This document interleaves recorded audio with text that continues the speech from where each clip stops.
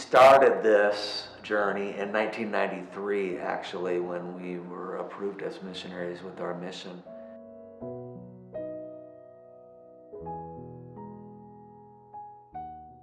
Being away from our own country, from our own language, from our own culture, the Lord really used it to point out some things in my heart that I didn't know were there.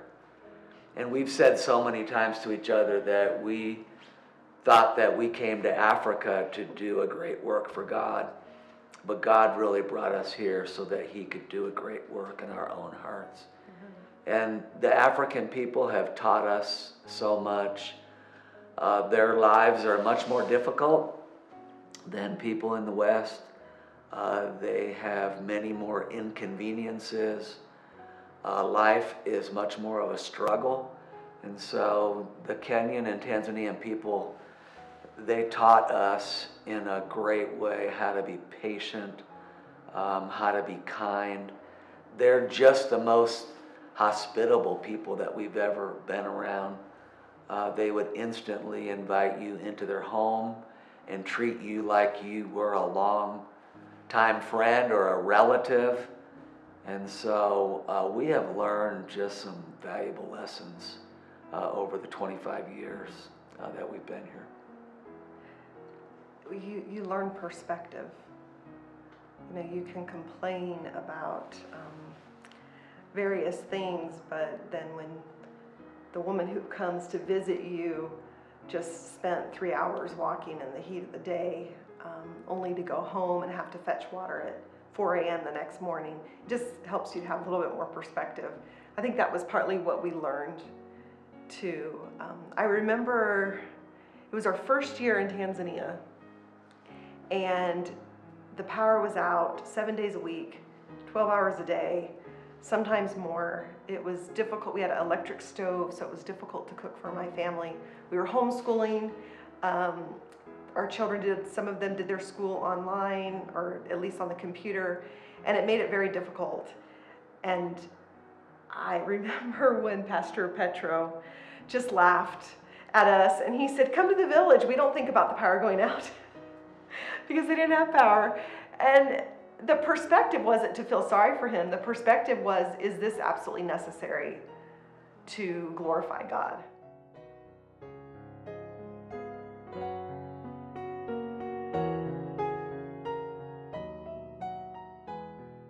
Well, we arrived in Kenya in 1995, and we immediately went to language school for 6 months. And then we worked with a missionary for a short period of time. They consider it upcountry. So it's about 3 hours from Nairobi. It's in a place called Nyahururu. And we met Peter Chege there. And he was just a young man. He was unmarried, but he had recently been saved and had a real zeal for the Lord. And our hearts just really connected with him. And so when we went to Nakuru to start our first church in 1997, he was with us, and he played a huge part in helping us with that church plant. And that's been 23 years ago since we started that church, and Peter is still a close friend of ours, and now he is married, has grown children, and is still preaching the gospel and pastoring, and we just praise the Lord for those relationships. Well, Pastor Bill Brouwer has been one of my greatest mentors and a friend of a lifetime. As I related to you, we've known each other since 1984, so it's been many years, 26 years or so, and he's poured his life out to me. I remember those first years when he came. He taught in our Bible Institute. He taught us through many classes and helped us to graduate with a general Bible diploma. And the things that he taught me have deeply impacted my ministry. Looking back, working with him in Nakuru, I can say that's where I cut my teeth in ministry. He allowed me opportunities to preach, to teach, to help start churches. So the impact that he's had on my life is immeasurable. I can really not measure. And the things that he has taught me, in return, I took them, and even today, that's what I'm doing.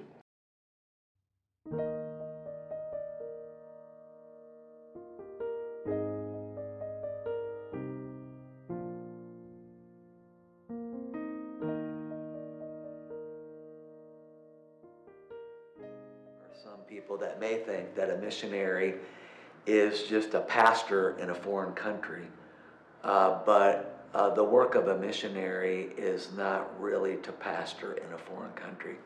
I have pastored churches in Africa out of necessity because there were no trained nationals that were ready and prepared to be pastors. But our goal has always been 2 Timothy 2:2. To train others. And so as soon as we are able, when we enter a place, Kenya, Tanzania, we started Bible Institutes, where I wasn't just pastoring a church, but we had a place where we could train Kenyans, train Tanzanians. And so the Bible Institute that we started in Nakuru is still going on. The Bible college that we work with in Mwanza has now been turned over to Tanzanian pastors. And so we used to teach all the classes as missionaries, but God raised up a great group of Tanzanian pastors and leaders. They graduated from our Bible college, and now they are teaching all of the classes and running the Bible college. And so that is an integral part of missionary work, is being able to train so that eventually the missionary doesn't need to be there any longer. And like the Apostle Paul, the missionary can move to a new place to start over again. Mm-hmm.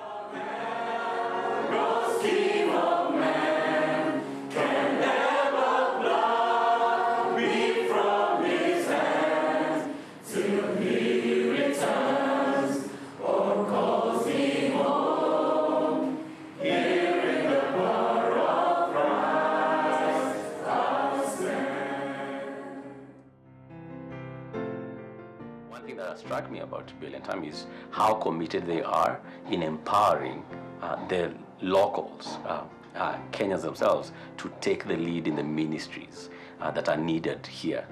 So whilst usually you'll be used to missionaries coming and them taking the lead and never having a vision for the locals actually leading the ministry, that has not been the case with them. From the onset, they have been clear that they would like to train and equip and empower the fellow believers among them here so that they could take the lead role in these ministries.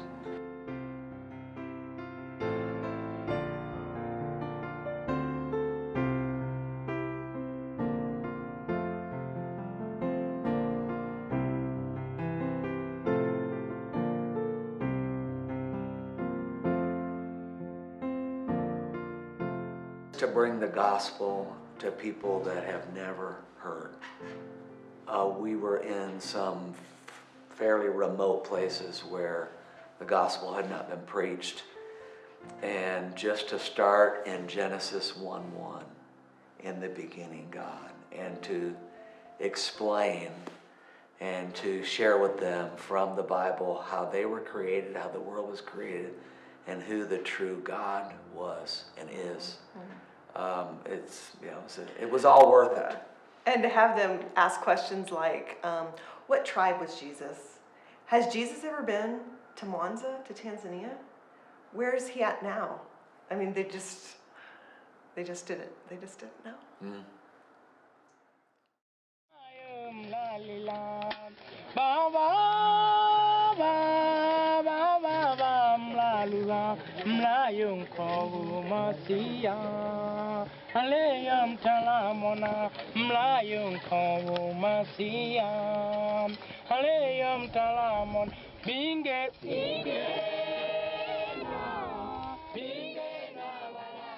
Na lengo letu tulikuwa tunataka tuanze makanisa vijijini, sehemu ambapo hakuna makanisa.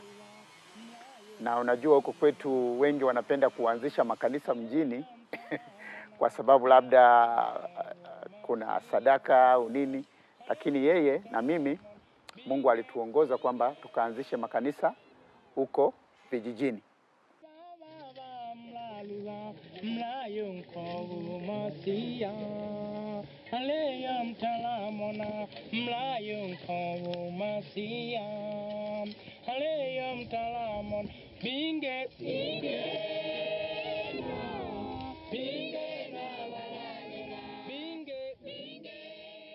Na nimesema nilipokutana naye nilikuwa Mkristo mchanga, labda nilikuwa na miaka 3 au 2 nilipokuwa nimeokoka. Lakini baada ya kukutana nao, wamenitia sana moyo. Kwanza Mchungaji Bill kila siku alifanya kazi ya kunifundisha mimi peke yake nyumbani kwake. Kila siku tumesoma Biblia mstari kwa mstari, sura kwa sura, na nimeuliza maswali mengi, na amenisaidia kwa kweli kiasi kikubwa kuweza kukua kiroho na imani yangu kuongezeka, na pia kujua neno la Mungu, na nikasikia na wito kabisa wa kuweza kuendelea kufanya kazi ya Mungu. Kwa hiyo amenisaidia sana. The African people have really challenged our commitment, what we are willing to do for the Lord, and watching how they can go through so much hardship and not complain and be joyful. It's really been a challenge to us. It also makes me think about African services, especially in Tanzania, are 2-3 hours long. It's very long. And we had this long service, and prior to the service, we had seen an audio Bible. We had given out audio Bibles to the various churches. Like I said, so many illiterate, and this was, and then the exciting thing was to see their face when they realized it was in Kisukuma. It was in their tribal language, not just Swahili. And so it was one Sunday, and I noticed that the Bible was out in the sun. It was solar powered, and it was charging. And then after the service, I saw somebody walk out, and then all these people just gathered together. And even after a 3-hour service, they all sat on the cement floor of the church and listened to the Bible. So that's how they did their Bible reading since they were illiterate.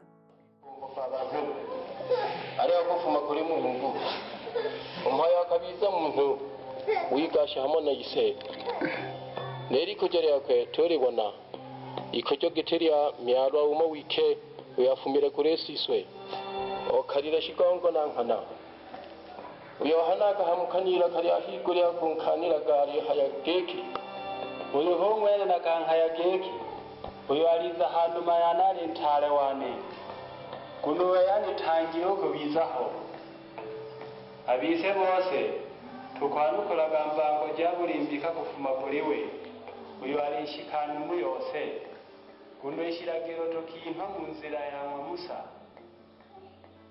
areyeha shizire shiko.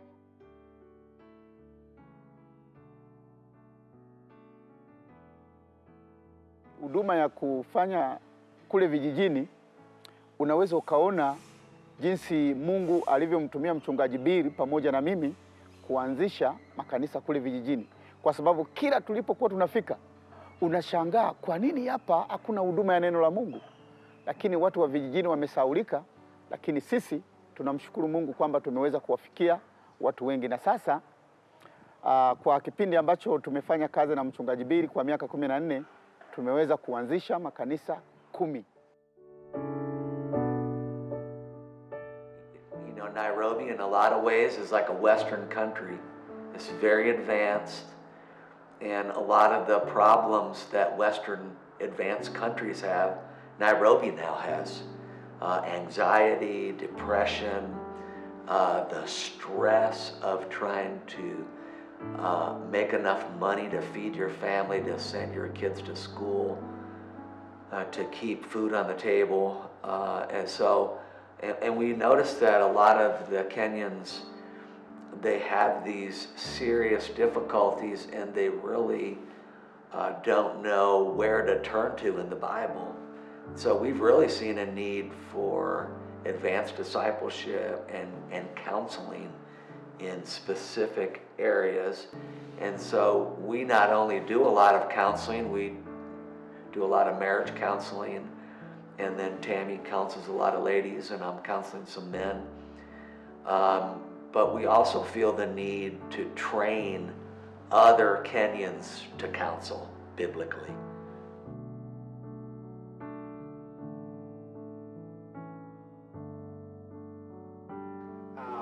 Bill is doing a good job with, like others who are doing the same.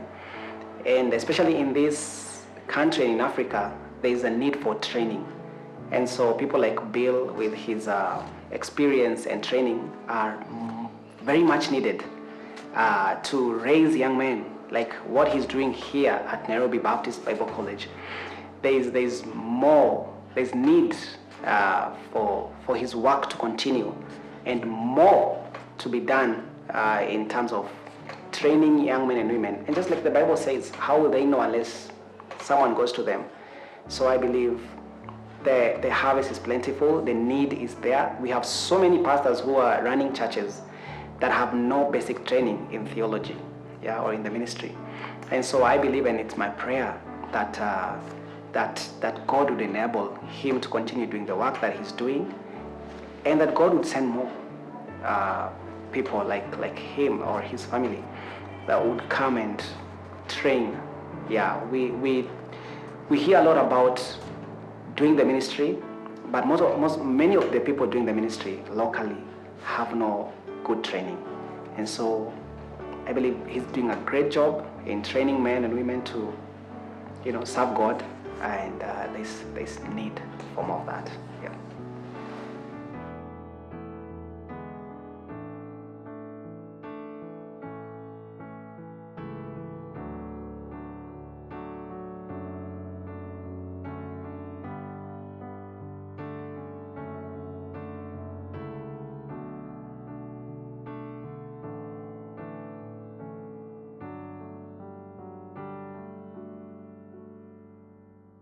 ...2020 was easily the hardest year for us in ministry. The year when the lights went out. The darkest of the years, the deepest of the valleys for us. And what I already kind of knew about Bill and Tammy became very evident when things got super hard. They were there with us, walking together with us. In many ways, the place where we are at right now, a place where I feel like I'm in the best place I've ever been in as far as ministry goes. And my wife and I will say we're in the best place we've ever been in our marriage. A lot of that is the credit of the ministry that God has accomplished in our lives through this couple.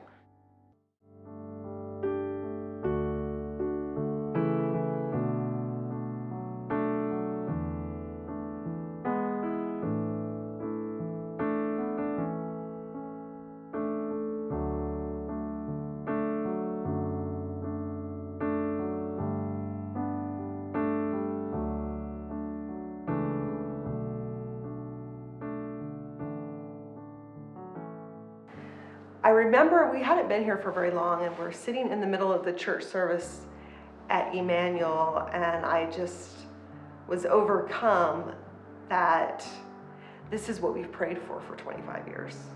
This right here. Nationals, leading, strong, theologically sound churches, sending missionaries out, starting or preparing people to start churches, discipling. And it was just this full circle. When we came, specifically Tanzania, but even in Kenya, just not really seeing seeing the fruit of national leadership. And so it's been part of the excitement about being in Kenya, being in Nairobi, is being a part of Emmanuel and seeing how they are doing that work. And we've said so many times, you have one life to live, and how are you going to live that? And there's trials along the way. You miss your kids, you don't get to be a part of different things. Deaths happen that you're not there for. But we have one life. And I think we'd both say that we spent it well.